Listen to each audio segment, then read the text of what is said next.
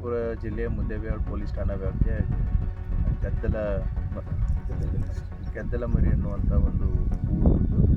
ಈ ಊರಿನಿಂದ ಸುಮಾರು ಒಂದು 2-3 ಕಿಲೋಮೀಟರ್ ದೂರದಲ್ಲಿರುವಂತಹ ಹೊಲದಲ್ಲಿ ನಿನ್ನೆ ಒಂದು ಕುತ್ತಿಗೆ ಹಿಚ್ಚಿ ಸಾಯಿಸಿರುವಂಥ ಒಂದು ಮಹಿಳೆಯ ಬಾಡಿ ಮತ್ತು ಅದರಿಂದ ಒಂದು 20 ಮೀಟರ್ ದೂರದಲ್ಲಿರುವಂಥ ಒಂದು ಬೇವಿನ ಮರಕ್ಕೆ ಆಕೆಯ ಗಂಡ ನೇಣು ಹಾಕಿದಂಥ ಪರಿಸ್ಥಿತಿಯಲ್ಲಿ ಕಂಡು ಬಂದಿದೆ.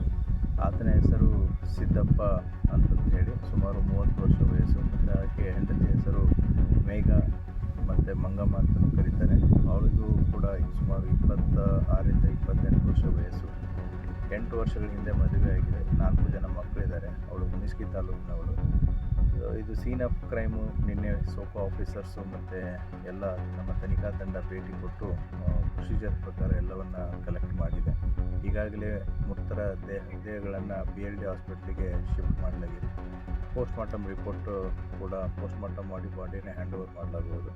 ಸೊ ಈ ಸಾವಿಗೆ ಕಾರಣ ಏನು ಅಂತಂತ ಹೇಳಿ ತನಿಖೆಯಲ್ಲಿ ನಮಗೆ ಗೊತ್ತಾಗುತ್ತೆ. ಗಂಡ ಊರ್ಲಕೊಂಡು ಸತ್ತಿರೋದು ಮೇಲ್ನೋಟಕ್ಕೆ ಕಂಡು ಬರ್ತಾ ಇದೆ. ಮತ್ತು ಹೆಂಡತಿನೂ ಕೂಡ ಅವಳು ಹಾಕಿರುವಂಥ ಸೀರೆ ಅಂತಲೇ ಅವಳ ಕುತ್ತಿಗೆಯನ್ನು ಬಿಗಿದು ಸಾಯಿಸಿರೋದು ಕಂಡು ಬರ್ತಾ ಇದೆ. ಮತ್ತು ಇವರಿಬ್ಬರು ಬಾಡಿನೂ ಕೂಡ ಅಷ್ಟೇ 20 ಮೀಟರ್ ದೂರದಲ್ಲಿದೆ.